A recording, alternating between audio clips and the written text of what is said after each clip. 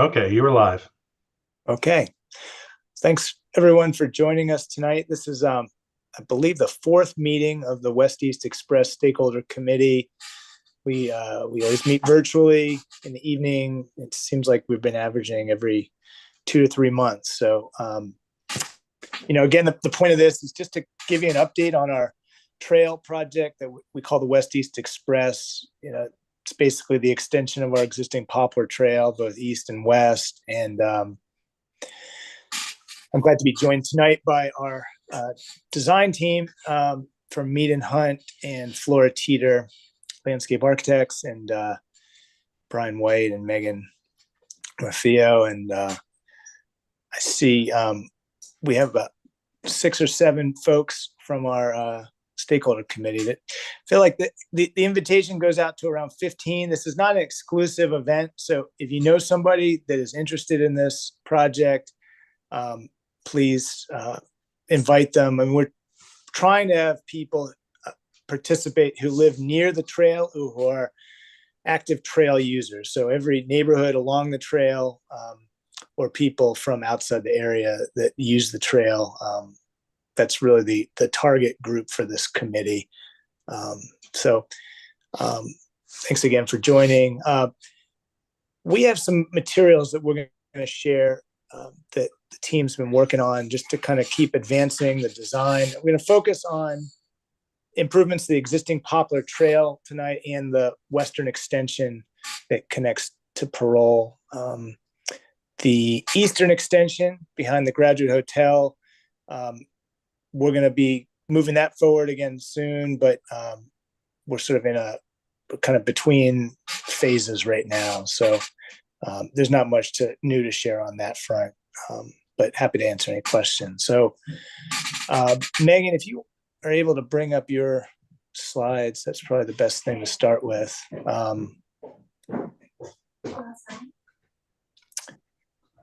Some of these may look familiar. Some of these graphics we may have shared in the past, but we've been tweaking them as we've gotten comments since the last time we met, which was, I think, late October, early November, maybe. So, but yeah, I'll hand it over to you, Megan, and you can kind of walk through where we are. Okay. Yeah. So this slide, thank you, Eric, for this opportunity to speak with the stakeholders and to share this out live to the community. We've been working diligently with the city. My name is Megan Maffeo. I'm a landscape architect, as Eric had mentioned earlier. And we're looking at the section of the trail between Taylor Avenue and Gibraltar Avenue. The area you're seeing in the blue dash is the existing trail where we're widening. And then the red is new trail extending west. So that's the area that we're talking about tonight. Can I interrupt you just for a quick sec, Meg? I should have said this at the very beginning, but tomorrow night there is a community meeting at the West Street Library at 7:00 to share essentially the same material that we're presenting tonight, but it's going to be in hard copy form on tables. It was organized not by the city, by the Germantown Homewood Community Association. So no, it's again not an exclusive event. Anybody who's interested in this project should feel free to join. It's a large room, and we're going to be giving an overview of where we are at the process. So I think it's 7 to 8:30 tomorrow night. That's a great thing to make sure people are aware of. And we're looking forward to seeing people tomorrow night in person. But let's get started. So we've been refining the design for placemaking features, considering input from both the stakeholder group and the public. We had meetings in October of last year, and what we heard there is helped inform how we've updated and refined this alignment, the design of the placemaking features themselves, and the planting concept. We're focusing the placemaking features along the existing trail between Taylor Avenue and the Germantown Elementary School, as well as between Admiral and Gibraltar with the new extension. And the few things that we heard at the last stakeholder meeting included looking and making sure that we're improving safety at the Admiral Drive crossing, making sure that we're thinking about low maintenance plantings, using massing and fewer species of perennials and ornamental grasses. Those are easier to maintain in groups, considering materials for durability and maintenance, identifying opportunities for art, and identifying an overall branding theme, or keeping that in mind with the trail construction, identifying and integrating wayfinding signage to connect trail users to destinations adjacent to and connecting to the city's trail network. At the public meeting, we also heard, a real need for lighting improvements for ensuring safety, but that there wasn't a desire to light the whole trail. So really focusing it in low lighting locations and where there's a concern for so users crossing paths, so sort of crossroads with trail and vehicular routes. Suggestion to integrate the existing plaza rather than completely removing that feature. There was a question for whether some of the types of seating that we had proposed at that October meeting were appropriate. So maybe not including picnic seating, looking at something that's more conversational and encouraging social interaction, thinking about accessibility, and always trying to make sure that the features we're proposing accommodate varying levels of abilities. And then something the community uses, there's an existing kiosk where neighbors, residents within the neighborhood post notifications and updates. So while we're improving the existing plaza where that's located, we want to make sure that we're still integrating the kiosk within the site. So those were some of the things we heard and that you'll see in these plans tonight. I'm just going to start with the trail at Taylor Avenue. So the trail there's the existing trail starts there. It will be sort of reoriented with some improvements that are proposed in the future with the development of adjacent properties. So we're starting the trail there, and we've integrated and identified a location for an art installation there, which would be visible from Taylor and be a really great way to identify this resource and facility to the community. So this will be the first art installation opportunity that you see in the design.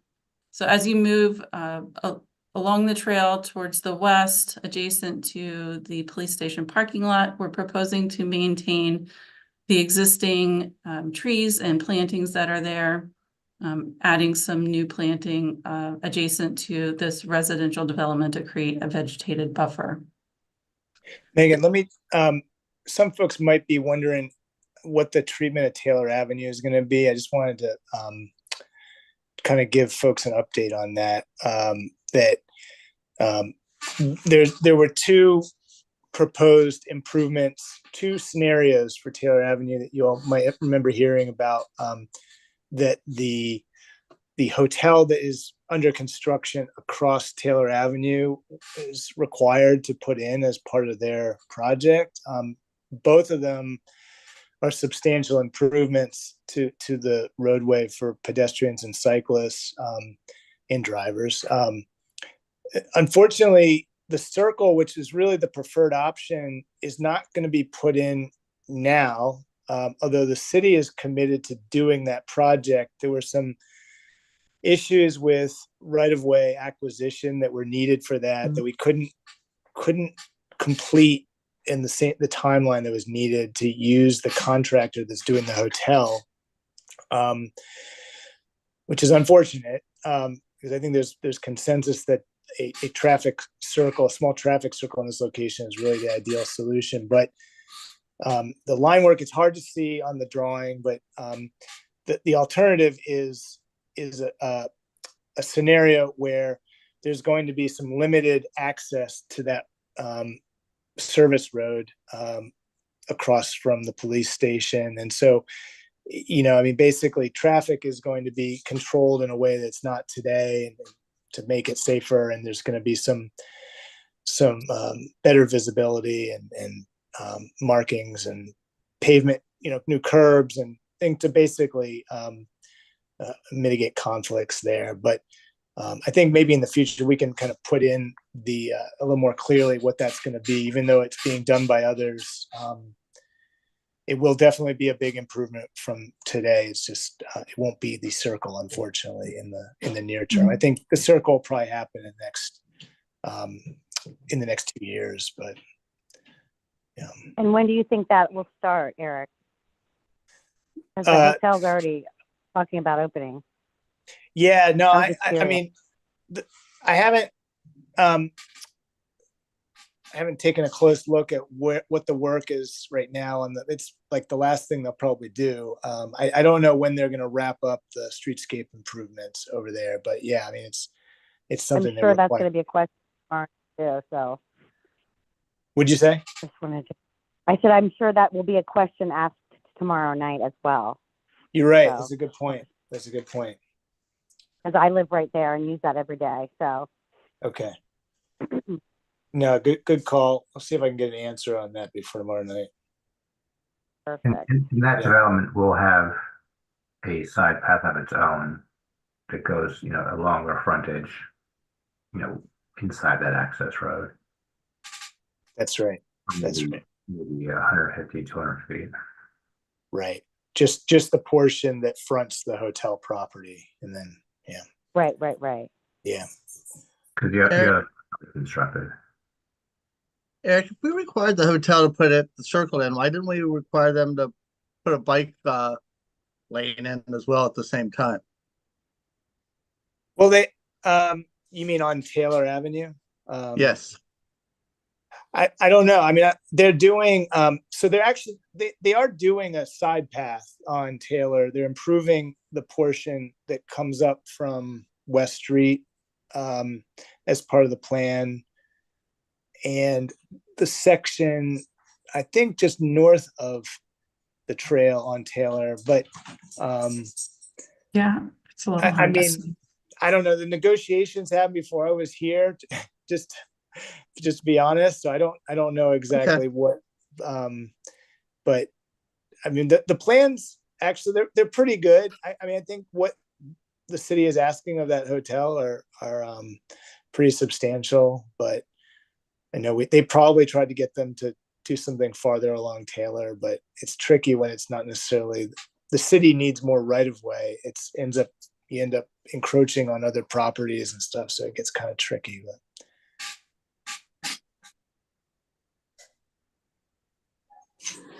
all right, sorry about that. No, I think all those things are good to point out and make sure that we're keeping that in mind as we're talking about connecting to Taylor Avenue. Moving west, as you make your way past the parking lot, you come to vegetated area, and here we're going to be widening the trail. We'll need to move the fence. We're looking at integrating a railing on both sides of the trail and potentially having lighting built into that railing. At the midpoint of this vegetated area, we're looking at installing a gathering and seating area.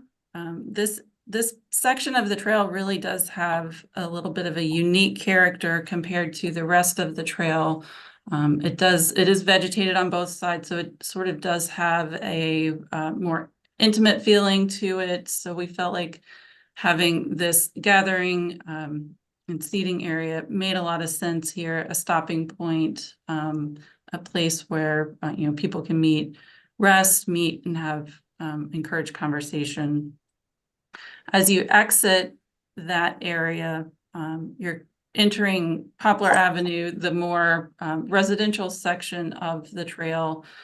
We're seeing, or we get a lot of positive feedback about the idea of having a series of gateway arches that will help to create a sense of arrival into that residential section of the trail.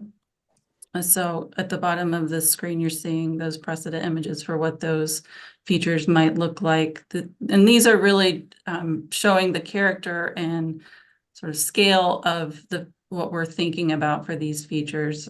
As we progress forward with design, we'll really be picking materials, picking the exact site features, and detailing out what each of these elements look like along the trail. The other thing that you're seeing on this slide is stormwater swale identified since our last meeting in October. Brian's team has been working on designing what, where, and the size of those stormwater facilities. So you're going to see those built into this exhibit as well, where we do anticipate those are needed. Moving closer to or toward Glen Avenue, it really is just the trail with some stormwater swales, additional plantings, supplemental plantings to introduce some new trees between Poplar and the trail on the north side.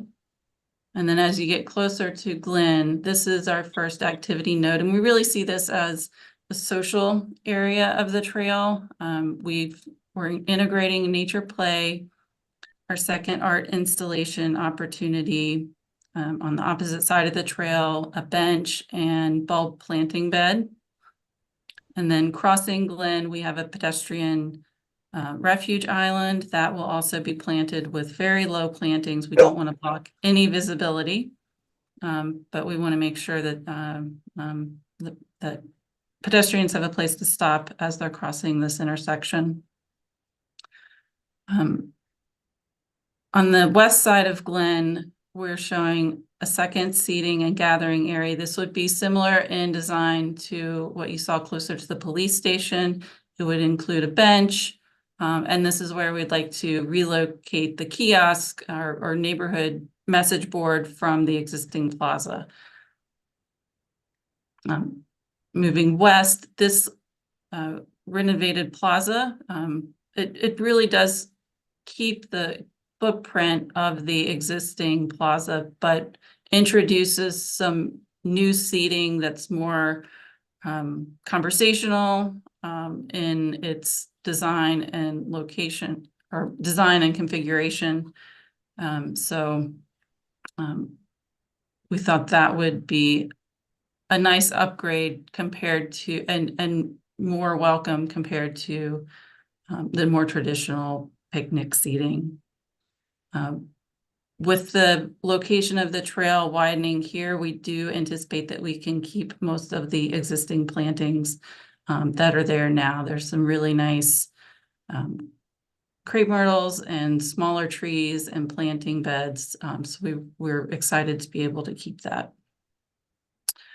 Moving west, and you'll see this in locations where we have trail connections to the adjacent residences and schools and facilities.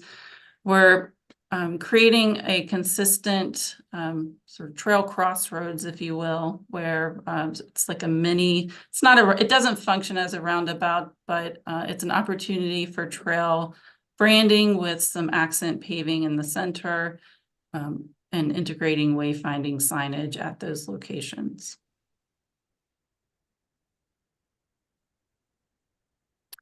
And here you see a section looking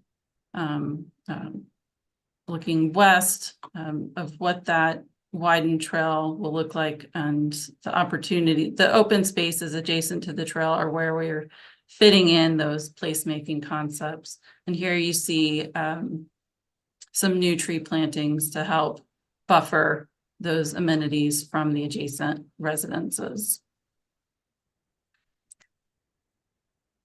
And as you get closer to Germantown Elementary School, we have some planting enhancements at the access to Studio 39, some wayfinding to help direct people, let them know what's over there. And then we have more of an active area with our activity node 2, an outdoor fitness station with some bench elements and CrossFit elements, and then potentially a bike spur pump track, a spur trail, just to give some opportunity for someone who wants a little bit more excitement as they're going along the trail. So that's really the focus of the placemaking along that widened the existing part of the trail, and it does reduce some of the features and combine some of the features that we have proposed in October, but I think this really works well to address some of the concerns about adjacencies and preserving some of the existing trees. Are there any questions about this section before I move toward the new part of the trail? I had just one question. On the cross section, you showed a lighting that would be attached to the existing utility poles. Yes. Is that something that'll be continuous along the trail? And then secondly, I don't live on Poplar, but I know that people who live on Poplar are going to want to know about like potential of lights shining in their windows. So would those lights be shielded, or whatever the latest and greatest methods are to make sure that it's like just directed at the trail and not spreading outward? So Carl, we're gonna go over lighting after this. Oh, sorry, jumping. No, it's fine. It'll be a good segue, but this is still kind of up in the air on. I mean, we're going to end up deferring to what the community wants, because the trail is already there, right? We're just widening an existing trail, so whatever light deficiencies are there now have always been there, right? So yeah, we have walked just real briefly. We have walked the whole area with a light meter, and we have average light readings for every area, so we can kind of say, this area is lit up to this number, and this area is lit up to this number. Do you want this area to be lit up this much or this much? So you can kind of compare lighting levels, because, like you said, some people don't want a whole lot of light because they're so close to the trail, their front door so close to the trail. So we'll get into that in a little bit, but it's not designed, let's put it that way. okay. Right, it's not designed, but this is an option that we think is a viable option to sort of retrofit with a really a more pedestrian decorative arm fixture that can be mounted to the existing utility poles, and it's one of the standard BGE fixture selections. I got a question on drainage. I don't know if that's part of this or another section, but we've noticed over the last few days that the section on North Cherry, right by Studio 39, on the trail is flooded, and I didn't know if there was a landscape plan to mitigate that.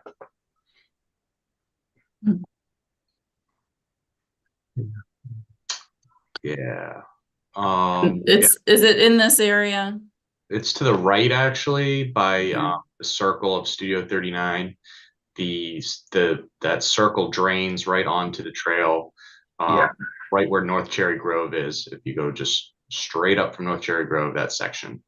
So the issue there is with that walkway acting as a dam, not letting water flow west to east. And I do think we have swales cut out just to the right of that match line. I'm sorry, I went the wrong way. That's a little bit further to the right of it, but yeah. So yeah, right there.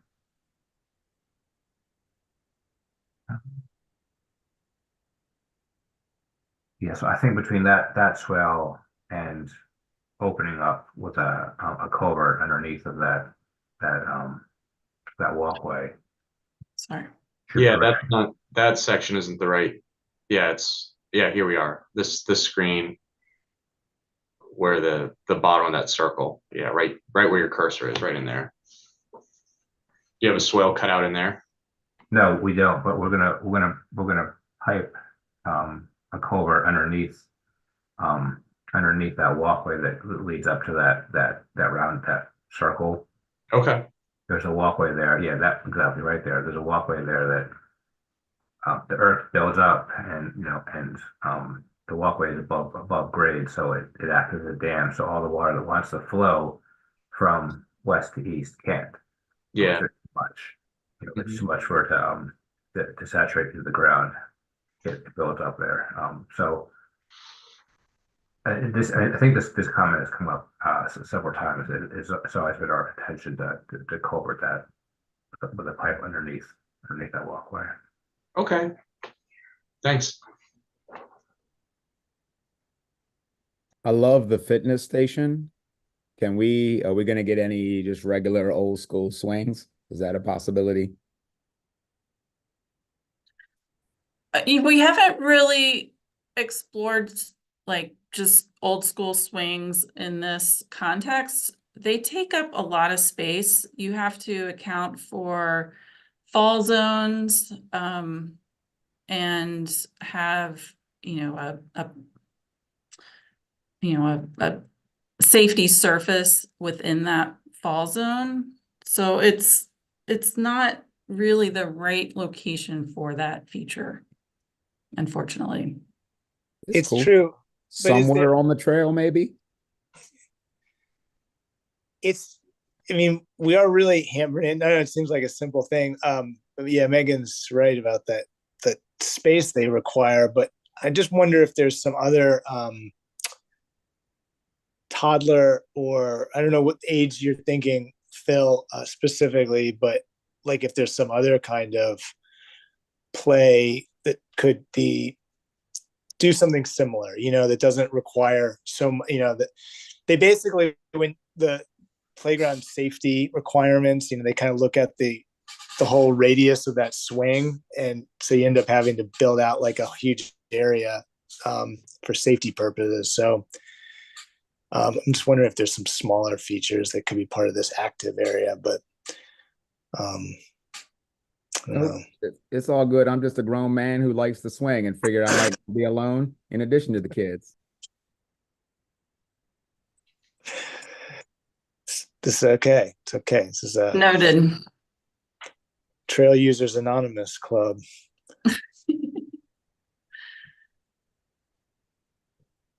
Moving toward the section of the trail that will be a new installation. That starts at Admiral and moves west. Here you're seeing enhanced paving at Admiral.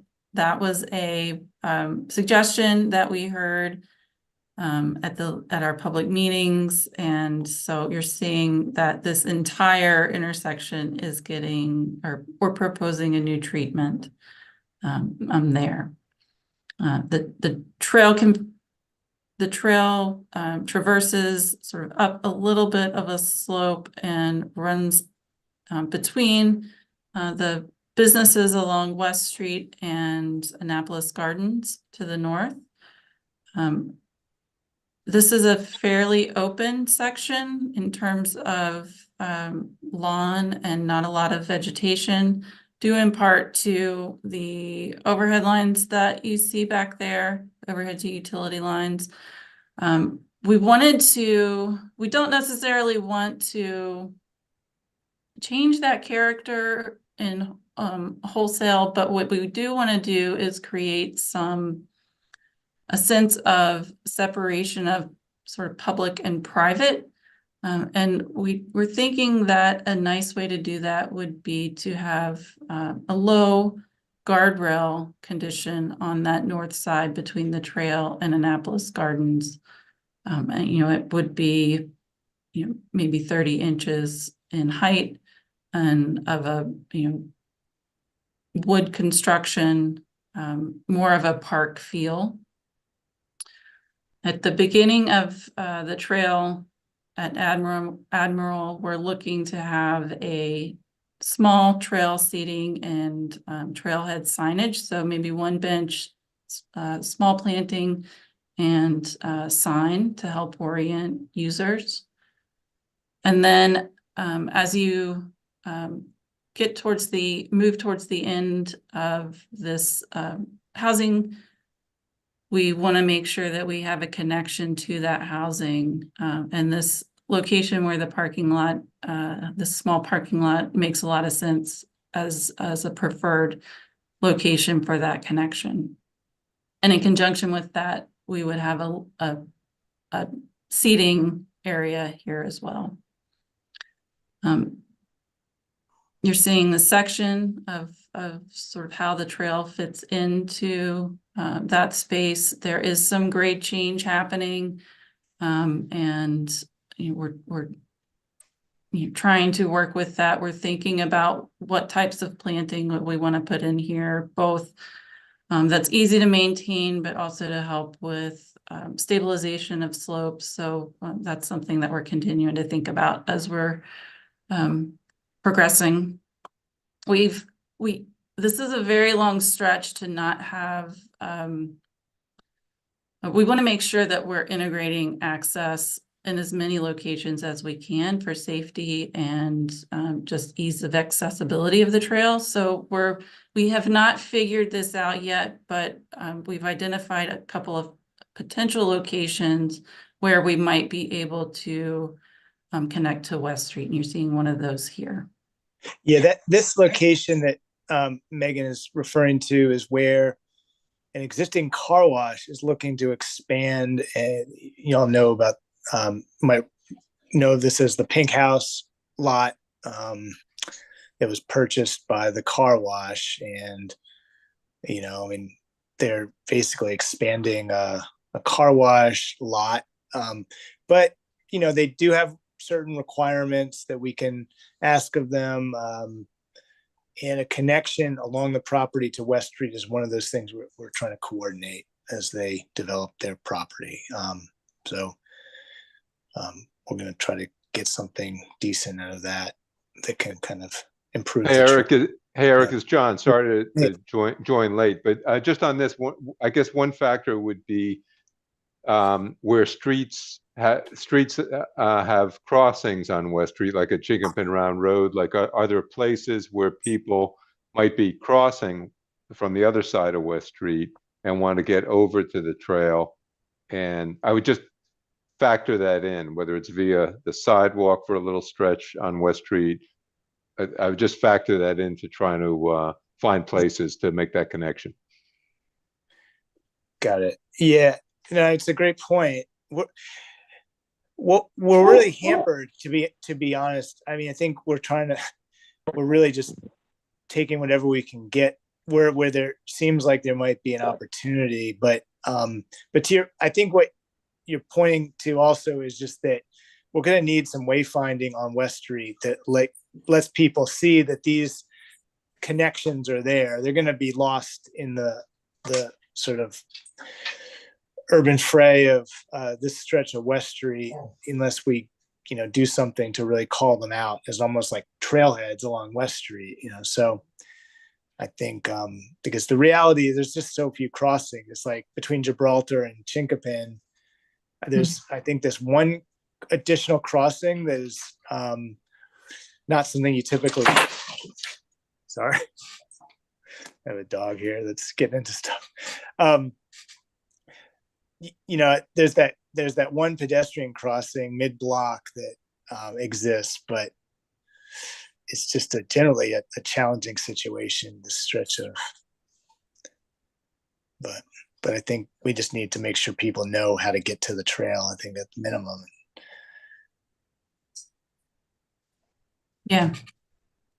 And this slide, you're seeing a second location near the Burger King, I believe, where we might be able to squeeze in a connection as well. Like Eric said, it's really challenging, but it's something we're continuing to explore. The trail, as it leaves the Annapolis Gardens, it traverses along a very large warehouse, and in this area, there's fencing, existing fencing on both sides. We really want to create some interest through there, and the ways that we've identified to do that would be maybe a mural along the warehouse facade. So we're exploring whether that's a possibility with this property owner, and then meadow plantings between the warehouse and the trail. And those are nice. It's a nice application here because it is a little bit of a sort of a long stretch. So we want to introduce some interest. Meadow planting is fairly easy to maintain once it's established. Mowing once a year, we don't want to, have to have a situation where we're trying to get, add this to the weekly mowing schedule. So where we can minimize that, we're trying to do that. And then similarly to other sections, this is a section where we want to make sure that we're getting some additional lighting, and adding the new lighting to the existing utility poles would be something we definitely want to do in this stretch of the trail. You're seeing here another one of the stormwater swale locations. And then as we get closer to Gibraltar, another trailhead, seating and signage opportunity, and then some buffer plantings between the trail and this property along West Street. Is there any possibility of connection into that warehouse area where that grassy strip is, like just at the end of the long warehouse? Like go to the west end, keep going to the left, keep going, keep going, keep going, keep going. A little more. Right between the warehouse. Yeah, right there. Look, I'm just looking at satellite. Looks like grass. It looks like the kind of place where people that work there want to get there. They'll make their own little desire path there. And I just wonder if is that a potential place for a connection? I don't know who owns that. To the north. Yeah. Huh. Just a possibility thrown out there. It's an interesting idea because, by car or by foot, otherwise you kind of have to do this huge all the way around Moreland Parkway. Definitely. And there are, there's a number of businesses back there, I think, and there's a ballet studio, actually. I'm wondering if all these businesses are going to want to open up a back door, basically, to the trail. Yeah. Right. That's the hope, I guess. On a per user basis. Right? Enlightened landlords will see it as a benefit, and unenlightened landlords will see it as a intrusion. I know at the end of that warehouse, the left end is a metal workshop that, uses some of the adjacent yard for kind of their work, that's they do a lot of decorative. They actually did all the bike racks on West Street. So, as long as that you're not like in conflict with their sort of yard there, I think we might be able to carve out a connection through there. Eric, that's who you worked with, right? Yeah. Oh, Eric Evans. Eric Evans. Yeah, I worked with him. It is a heavy industrial area because he is on that very end space. But Moreland Parkway does have a dedicated bike lane along that road. Yeah. Once they get to the end of that trail there, they can use that dedicated bike trail all down Moreland Parkway. Do you think that welder would like to put some kind of nice little art installation by the trail He right does a behind lot his of work place? outdoors in that lot. So I would Yeah. say it's kind of a storage / workspace. I don't know that it's very safe for average pedestrian No, I'm just biker. wondering if he would be game to make something that would be nice to have along the trail right by his shop. Mm-hmm. It's We'll look possible, at- but I doubt it just because he utilizes that space so much. Got it. We'll definitely look at that closer. It looks like there might be a gap between the properties, maybe, but Yeah. Okay. I'm going to stop sharing and invite any additional discussion or ideas that attendees have had during the presentation. Or we can move to the next part of the show. Crystal talking here. I was wondering, at the beginning of the trail for the seating area, it appeared that the seating was going to be over the existing planting that's there. Were we planning on cutting into that existing planting to establish that seating area?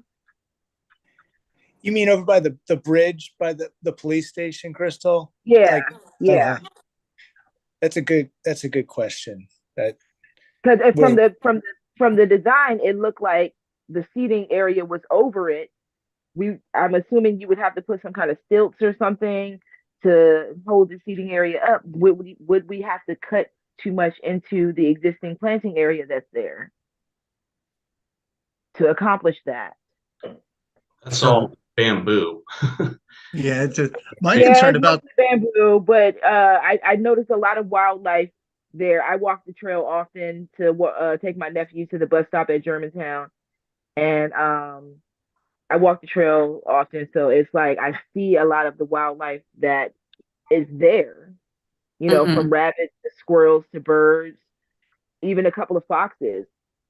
So I'm just wondering deer. how much are we going to cut into that Well, we're existing habitat? We're not intending to create a large space. We would like to have an area on both sides of the trail, sort of opposite each other. So that will help make it feel a little bit larger, but we don't intend to create or clear a whole lot of vegetation in that area.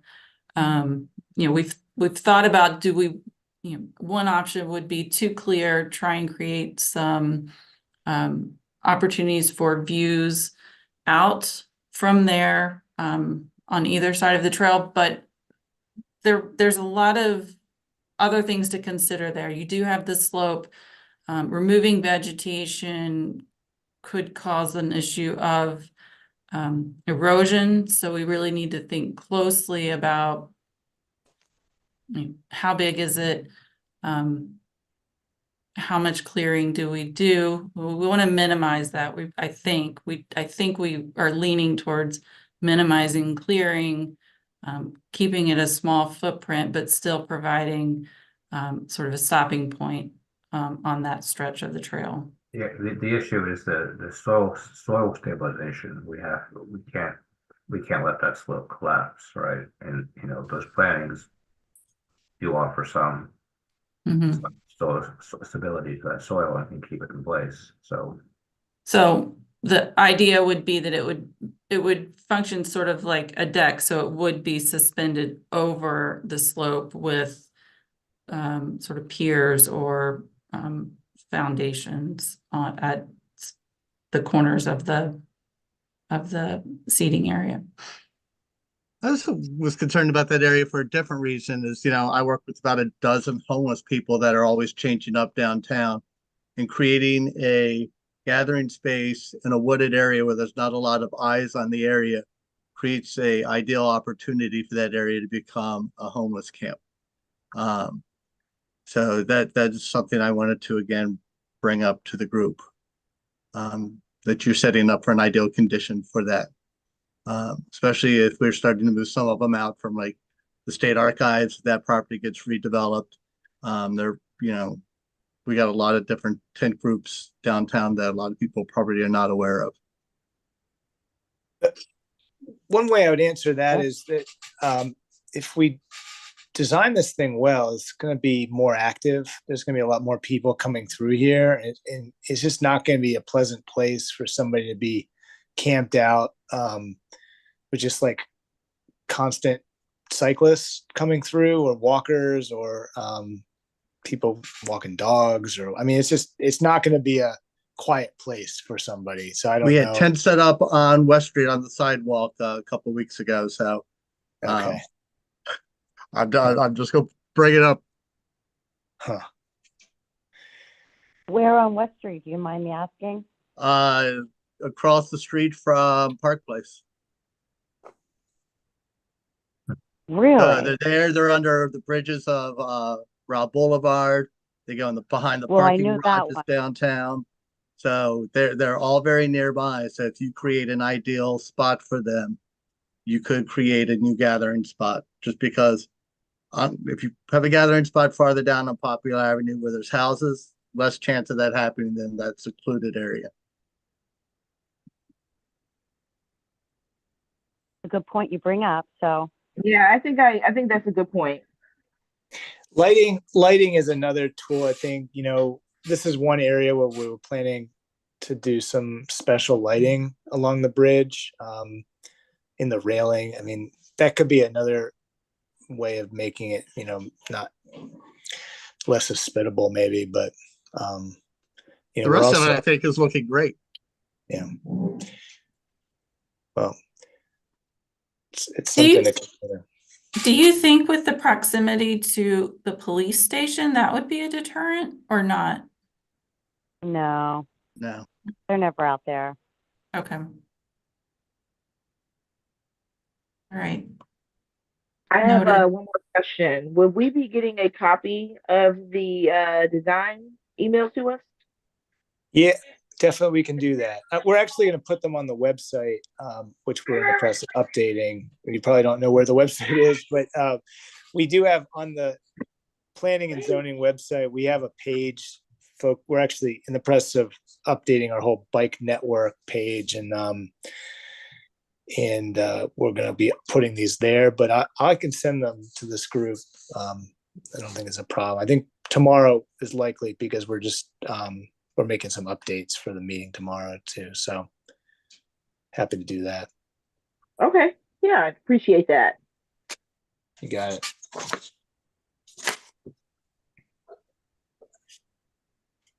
I can speak a little bit on lighting if there's no other questions.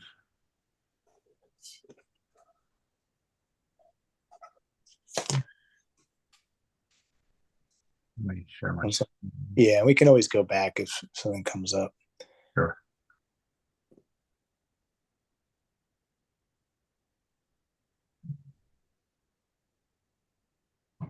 Well, one of the Brian's pulling up his stuff. One of the things that Brian said earlier, I wanted to comment on when we were talking about the types of fixtures that you'll see on this sheet. He's got some images of the types of fixtures that BG&E, there are sort of standard fixtures for BG&E, and that's kind of a key thing because the city can have, BG&E maintains the utility infrastructure. We can go with any number of these options here and they'll maintain them. Or we could pick some kind of special feature and the city's going to have to maintain it. And it's going to be a lot of additional cost, and we're going to have to stock new bulbs and things like that. And so BG&E offers a lot of variety of fixture. And so I think we have a pretty good selection to pick from. We're more than likely going to go with one of the standard fixtures that they already offer, but it's just something that we always have to broach. But I think the single pole light fixture is probably a good option. Well, so here's like Brian can get into it, but we were looking to do something kind of similar, but use the existing poles that are out there. So I don't know, Brian, I'll hand it over to you. You can kind Sure. of, So there's really two ways to do lighting. The BGD will supply the lighting, and you'll own it, and you'll maintain it. And that's typically post lighting, with the different decorative post tops, like around the circle by Park Place. Those decorative posts are owned by the city, maintained by the city. And these are different options. You can have the overhead, or you can have the decorative post tops. The other option is these type of teardrops, or the stair and cobra head, and these can be mounted on existing poles. And BG&E owns these. They maintain these. If there's a light goes out or it gets damaged or whatever, the city just calls the BG&E, and BG&E comes in and replaces it right away. So that's sort of the difference. It's really ownership and maintaining. But the nice thing about the Papa Trail is you have a lot of poles. So you could do something standard here, or decorative here, or even double, and put them on the existing wooden utility poles that are already out there.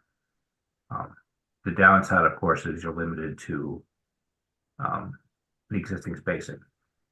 So if they're 200, 300 feet apart, that's how far your lighting is going to be. But in this particular case, where you have a park, sort of like a park-like trail really close to residential, you probably don't want a whole lot of light. You want enough light, but you don't want too much. And to that end, we did a little bit of measuring to see how much light you are getting in different areas of the trail. We looked at from Admiral to Taylor in different size segments, and kind of compared it to what it would generally be recommended for like a mixed use residential area. And when I say mixed use, I mean there's some commercial, there's maybe a church, there's maybe a school or a police station. And these there's no you must have this much lighting, right? So there's this recommended guidelines based on different densities. So we said, okay, let's Eric and I talked, and we said, okay, let's look at a mixed use residential, primarily residential area, and what would the recommended lighting be? And for the most part, we don't meet it, which shouldn't be a surprise, because it's pretty dark in a lot of the areas, and you don't necessarily want to meet it. So at the intersection of Admiral and the trail, Admiral Crossing, we do meet it, and that's mostly because you have overhead street lighting for the crosswalk, and mostly for cars, right? As you head toward the elementary school and Studio 39, you have some lighting, but it's not completely dark. In between the elementary school and Studio 39, it's by and large pretty dark. 0.1 foot candles is kind of very, very little. And as you get basically the whole rest of the way, except for the Glen Avenue crossing, which again is lit for vehicle safety and pedestrian crossing safety, it's very dark the whole rest of the trail. So there's nothing formal about this study, but what it does tell you is it gives you the kind of information, like what levels do you want to light to. If you were to stand at the Glen Avenue crossing, for example, and say, okay, this is how much light I feel, or I see, is this how much you would want on the whole rest of the trail? My guess is probably not, but maybe, that's something that I think the community has to decide. And what we will design for, from this process basically on. What we wanted to kind of gauge what it was like out there right now from an average illuminance perspective, so that you can look at different sections and compare them and say, okay, I like the way it's lit on Poplar Avenue, between the school and Admiral Drive. I think that's a good lighting level. Let's get this to that. Or that's not quite enough, but this is too much. Let's get it halfway between here and here. That's kind of where we are now, because there certainly wasn't consensus at really any of the meetings we've had so far, because there are just different interested parties. I will say, if we do something like this, where we are limited to the height level, so BGD will typically say, I want, based on the power line, they want the arms to be about 21 feet above grade, 21 to 26, give or take. These type of fixtures are much lower to the ground, typically 14 feet or so. And depending on how much you want them, or how much light you want, you'd have a lot of spacing. Or you'd have a lot of them, and it'd be a lot closer space than what here. The downside, of course, is you get extra light. So these are kind of your two different options. We internally, we talked about like bollard lighting, like little 36-inch posts with some lighting on top. The issue with those is they don't give you like security lighting. They don't light your face up. They're typically, this is where I should be walking. I'm lighting up my feet. I'm lighting up where I should be walking. I'm not lighting up my face. So they don't add a whole lot of value. They're really more decorative. So we're looking at city-owned, closely spaced, post-mounted lighting, something like this, or BG&E owned and maintained lighting like this on existing utility poles. I mean, those are sort of your two options, or some kind of combination therein, for lighting. But again, it's going to be driven by, do you want to light the whole trail up by mixed use residential standards, or do you want to light it, or do you want it a lot, you want it lower, or or do you want to just light up certain areas, like from the neighborhood to the school, or from the neighborhood to the school. Those are decisions we still have to make, with input from obviously direct input from the community.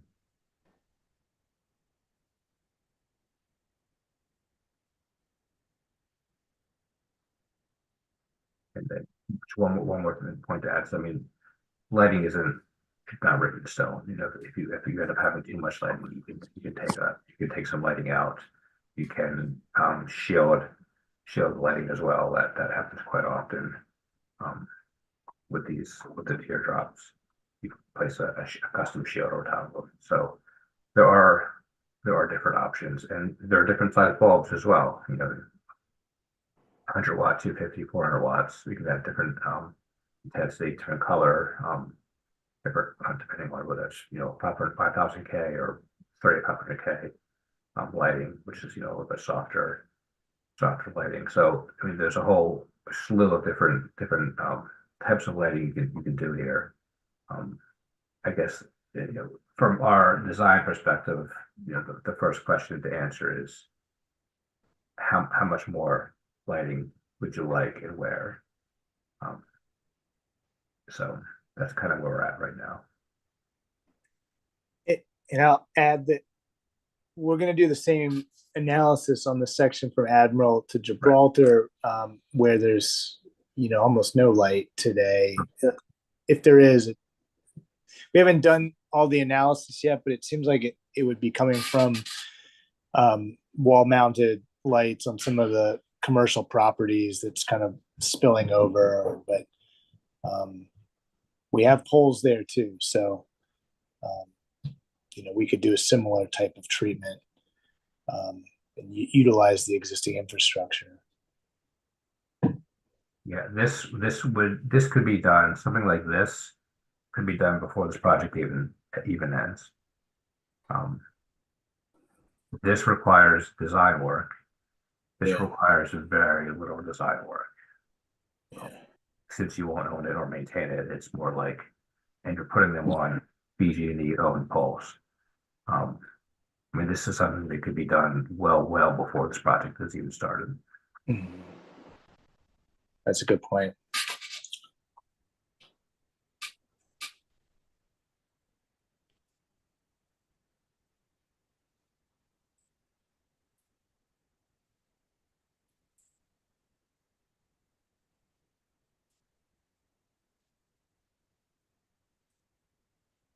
Yeah, I mean, I tend to think that the idea of mounting to the existing poles with the decorative fixtures makes a lot of sense. And then we can add, if it really, I mean, frankly, the input we've gotten, I think, so far from other people has been very mixed in terms of, some people don't want any new lighting, some people want more light. It seems like doing the decorative pedestrian type fixtures on the existing poles would be kind of a middle ground, where you'd still have some dark spots in between those poles. Would you say those poles are every like 30 feet or more than that? 60 feet? No, they're several hundred feet apart. Oh, several hundred. Okay. So, but you could have a situation like this where you have the double mast arm.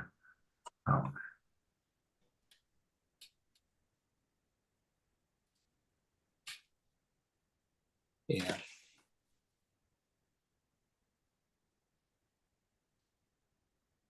Well, if anybody has, just reach out if you have thoughts, or if you come tomorrow night. The difference between tonight and tomorrow night, you can leave Post-it notes on the drawings too. So that's another way to share comments, but we'll have these. Yeah, I was just, it's sort of a controversial subject in the neighborhood. There's a lot of folks who are concerned about light pollution at night and would like to see no lights at all, and others who feel it's a safety issue. So it's a tough one.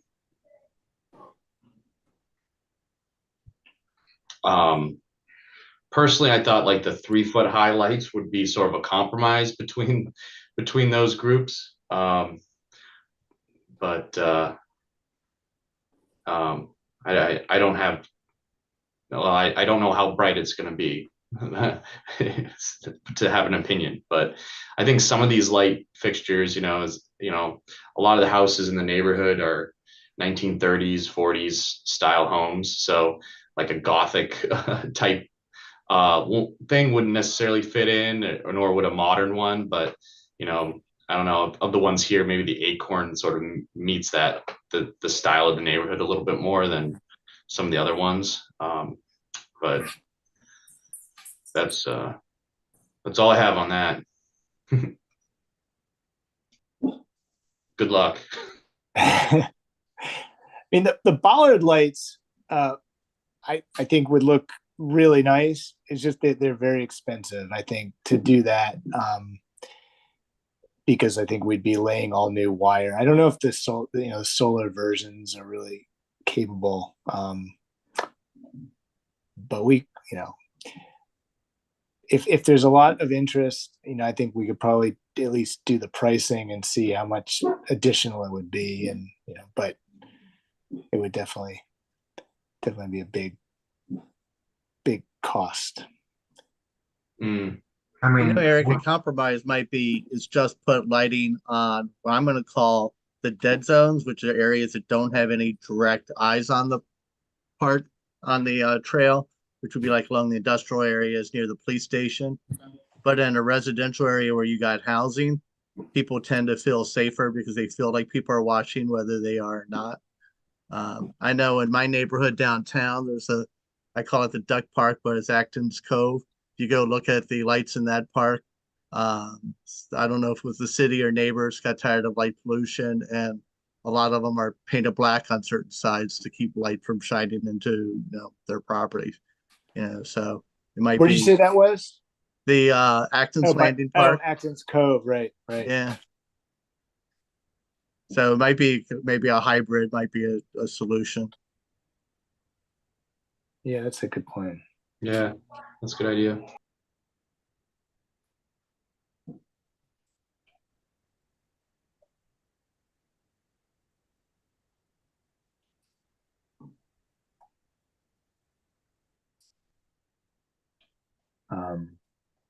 We also have the opportunity of angling them away from the houses.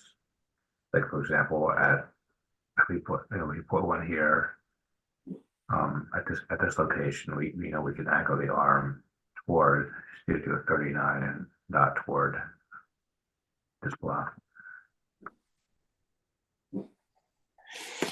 Yeah, so maybe that's the next. I mean, that seems like maybe a next step is to like sort of identify the sort of the places where we have fewer eyes on the street, so to speak. Where really potential for dead zones, as I call them.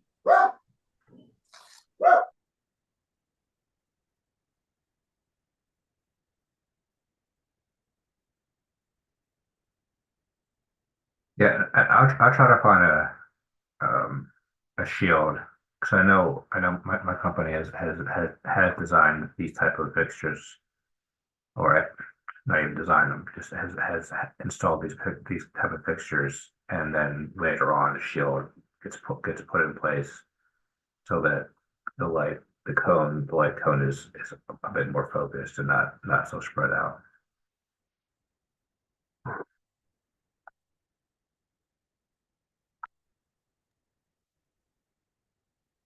And sometimes if LED light is used too, you can actually dial it down. They've done that on some of the historic streets in downtown where people are complaining about light pollution, and they kind of went outside were able to turn it down until everybody was at a happy level. Right. I mean, it can be, 100 watts. I mean, it could be a much weaker light.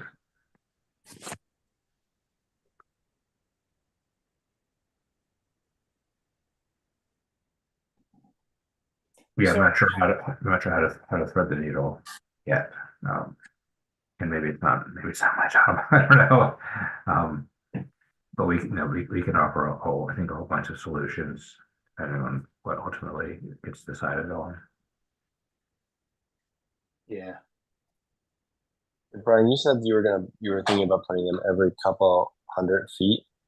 So I don't know. I mean, I know we have a meeting tomorrow in the neighborhood, but I don't know if there's any way that you could like illustrate, even just visually or just like with a marker at that meeting, like just how, like what that light surface would look like if it's every couple 100 feet, like the transition between the lit area and the dark area. Because I'm having a bit of I don't know if I can really quite imagine it. And I do appreciate like the current light status, but I imagine this like the experience of like ambient light on the trail versus like a directed overhead light is just going to be like a different, even if it is like the same amount of light. I would say I definitely fall more to the pro light camp, but again, I don't live along the trail, and I would be more concerned about having like the lights higher up, that there is a significantly higher risk of light pollution into the neighboring homes. Just being extra cognizant of that. But yeah, Okay. my thoughts. Yeah, that's a good idea. I mean, I can bring something like this where the posts, the light utility poles are marked, or there's a symbol for them, right? And we have the stationing, which is every 100 feet. So this distance to this distance is 100 feet. Yeah. So you can kind of see how far apart they are. And that, I mean, nothing's permanent, right? I mean, we put a couple of lights in and we find that it's too much. Hmm. That's the good part about it. You'll undo it, you know. You didn't Yeah. buy anything, you know what I mean? You're leasing anyway, so. Good point. Well, I'm glad you pulled this up, Brian, because I mean this is something we can also share, and just for the true trail geeks out there, this is something that we are starting to put together. You know, basically anticipate that we will want to build this thing. This is sort of the beginnings of our construction document set that has a lot more information that's needed, you know, regarding the stormwater features and the trees that remain and the trees that are would be preserved along the trail and new plantings. And so, I mean, this is something that is happening kind of in the background as well. But basically pulls all the information that we just shared onto kind of an existing base drawing, a base map of the area. So Yeah, right now we're getting soil samples, soil core borings of the areas where we're proposing bioswales, so that we know that the water will infiltrate at the desired rate. So I guess in theory, yeah, it's possible that this doesn't work, but I don't expect it to. well, the stormwater requirements are no joke in this state, and yeah, so that's been a pretty significant aspect of the design process, making sure that we have the space to accommodate. And actually, that's something we hear from a lot of folks. It seems that because there's a lot of stormwater runoff from the current trail that wasn't really designed for. So now we're going to try to fix a lot of that.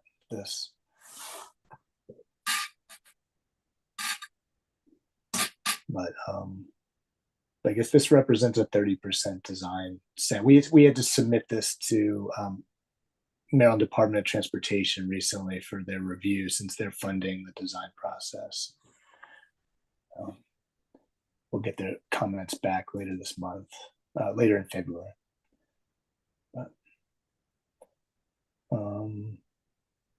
and you can see on this, something that Flora Teeter did is a comprehensive tree survey of the entire corridor. So we have this very granular understanding of every single tree that is there today. And that's a city requirement, forest stand delineation, to basically preserve the forest area, the urban tree canopy that we have as much as possible.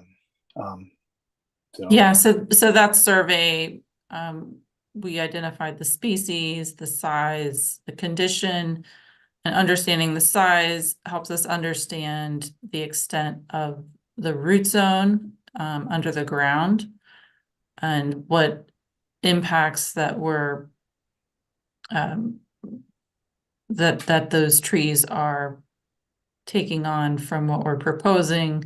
So it helps us understand where we need to adjust if we really need to save a particular tree, or what trees need to be removed and replaced with mitigation to, as Eric said, maintain or improve the urban tree canopy. Yeah, mitigation just means replacing the trees that we have to remove. You can see some are like right in the middle of the path. The majority of them are not. I think when we do the final accounting on this, we won't have that, this week, but I think it seems that it won't be nearly that many, but we'll see. There's a lot of new plantings that will be part of the project as well. But yeah, each of those like T- number, whatever number it is, those are all basically tied to a data chart that has all the information about that tree. It's pretty impressive. So we can probably share that so people can see. We're going to put that on the website as well. we're getting close to 8 o'clock. Again, this is where we're going to keep moving through this process. Keeping it open communication channels. If other ideas come to you after tonight, just don't hesitate to reach out. I think the next time we meet, hopefully we'll revisit the eastern extension that goes towards downtown and look at that again. But I'm happy with how things are moving forward. And feel free to come out tomorrow night to the library after 7 if you're available. Eric, can you give us a timeline of, when you guys are expecting to finish design and when you would estimate a project start of building this out? I think the soonest would be like next fall. I think realistically, Brian, is that what we have said? Yeah, I think that's possible, but that's probably at the earliest. Yeah. Construction Right. season doesn't last all year long. Well, I guess it sort of does now, but I think the fall would probably be the earliest. So we're at this stage where, I think if we get some consensus on some design decisions, it'll be pretty straightforward for the team to advance the construction documents beyond the 30%. That's true. If we have kind of lock in the decisions about where certain amenity features are and like the lighting, although it's one of those elements that's kind of hard to decide on in the abstract, but I think we can probably do something that's more conservative and add to it later, or even take away if needed.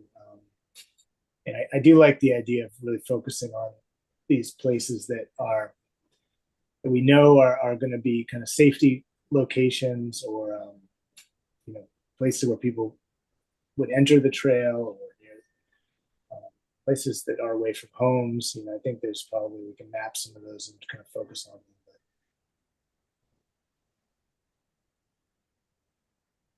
Yeah, the lack of consensus kind of lends itself to leasing rather than owning. Right. That's right. That's a good point. It's like owning means, we've spent all this money putting in these like special light fixtures, and then we get all these complaints, and it just becomes a mess. But I think if we use the poles that are already there, it's much easier to kind of plug and play, and add to that if it, in some circumstance it's not seen as enough.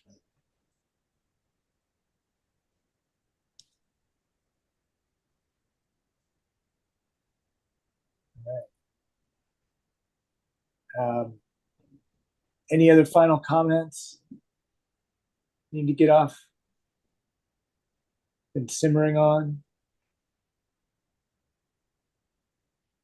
All right. Well, hearing none, I think we can adjourn for the evening. I really appreciate the folks who came out tonight. Thanks for staying involved in this process, and really trying to be transparent about this as much as we can. So we'll probably be scheduling this group a couple months from now, but there may be some other events in the intervening time, and I'll let you know about those. What's the best way for us to find out about these events? Oh, well, so actually there's nothing planned. I'm just we're doing other trail projects in the city. That's what I was referring to. We're doing other trail projects, and so and other park related things. And so I think, to the extent if this intersects with anything else that we're trying to do some outreach on, that would be, but we do our outreach through social media and through networks, reaching out to alderpersons and and civic organizations. So I honestly don't know. I'm trying to think what, I was saying that mostly just because there's always so much going on, it's like hard to, wasn't really thinking of anything specific, but, can't think of anything. It's cool. I just want to make sure. I'm always not quite sure where the best place to get the information firsthand, and I usually get it from my Alderperson you can, or yeah, community you can just website. call me, So but just no, want to make sure I'm plugged in right. yeah. No, unfortunately, there's not a great one-stop shop for because a lot of times these events, we don't do many real like citywide events. They're very neighborhood to neighborhood, so the outreach is very bespoke, I guess. But all right, well, thanks everyone. Yeah, hope to see anybody tomorrow night that's interested in coming back out and talking more about see the drawings. Bye, everybody. All right. Bye.